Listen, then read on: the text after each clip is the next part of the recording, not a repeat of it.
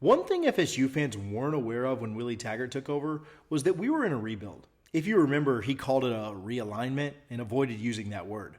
When Mike Norvell took over the reins in late 2019, the entire fan base was aware of the need for a rebuild at that time. Where are we in that? We'll discuss it next.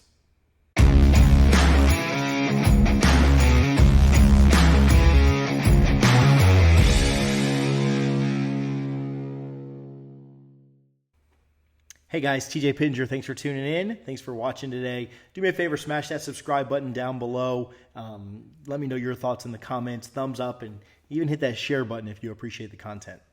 Mike Norvell set expectations from day one. Seminole fans knew that we were in a rebuild. After a COVID season that saw 3 wins, the fan base had patience. After you started to see a culture shift in the locker room that saw a lot of players leave for other places, the fans continued to have patience. In year 2, when FSU got off to the worst start in program history and suffered one of the worst losses in that history as well, the fan base started to lose a little patience with the rebuild. Maybe a lot of patience, if we're being honest.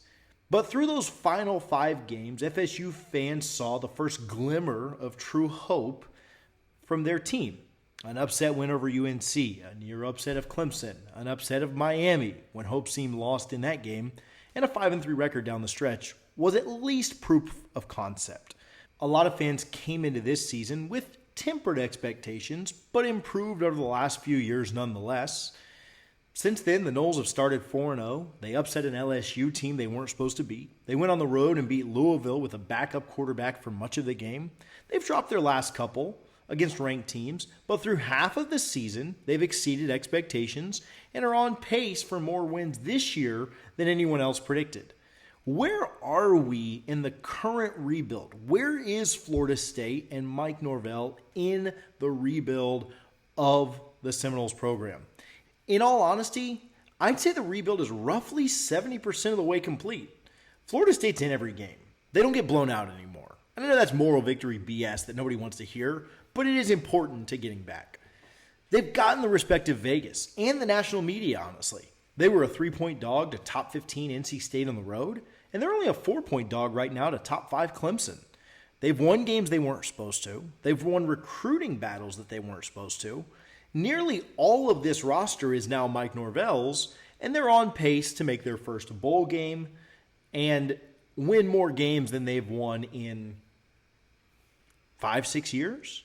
To get to 100%, to get to that rebuild and complete it, I think the Noles need to do 3 things. Going in reverse order here, number 3, the Noles have to beat UF. UF is not a good team. They've struggled against every offense that they've seen that has any sort of a pulse. I'd expect they have 2 or 3 more losses than they currently have coming into that final game of the year. Their defense isn't great. Their offense is absolutely one-dimensional, as their quarterback just threw for 66 yards against Missouri last week. And you think back to last year. The mood around the program would have been markedly different had the Noles finished their season off with a win against their biggest rivals. If the Noles beat UF to finish the year, they go 6-6. They get into a bowl game, guys get more practices, and you probably end up winning that bowl game to get to a winning record. This game is likely going to be the difference between 6-7 wins or 7-8 wins. FSU needs to finish the season off the right way. Leave a good taste in the fans' mouth on the last Friday this year of November at home in Doak Campbell Stadium with a win over their biggest rival. Their first one since 2017. Number 2, they have to win 7 games or more. For us to believe in progress, we have to at least, bare minimum, hit the beginning of the year expectations that we had. 6-6 is not good enough this year. If you lose to Clemson, you're 4-3. And we all know that Clemson's going to be very tough this weekend. You've got 2 wins in Georgia Tech and Louisiana. Mike Norvell needs to find a way to either beat Miami, Syracuse, or Florida to finish the year 3-3 in the second half. To exceed expectations, he would need to win 2 of those games. Beat Miami and Florida and drop to Q's, or beat Q's in Florida and drop to Miami. Whatever the scenario is, if he can find a way to go 4-1 in those last 5 games, he'll get to 8 wins. If he can go 3-2, I think we'll be a little disappointed at the opportunity that was missed, but you'll still get to that original 7-5 where I think our expectations largely lied this year. And number one, and it could be dependent on how number 2 and number 3 go, the recruiting class has to be held together. You've got some superstars in this class. Hakeem Williams comes to mind. Rod Kearney and Lucas Simmons come to mind. Falk comes to mind, and others. You've got others visiting as far as stars go and interested in Florida State as a program. The class has to stay in that 12 to 15 range and maybe even get a bit better. It cannot fall back down into the 20s like last year's class. Florida State needs to close on the guys that they're recruiting, and to do this, I think they'll need to do number 3 and number 2. They'll need to beat UF when they'll have a lot of visitors on campus, including, rumored to be, Hakeem Williams and others. They'll need to win 7+ games so that it shows that there is progress in the climb. And doing those 2 things should hold the class together. If FSU can do these 3 things, the rebuild will be officially over.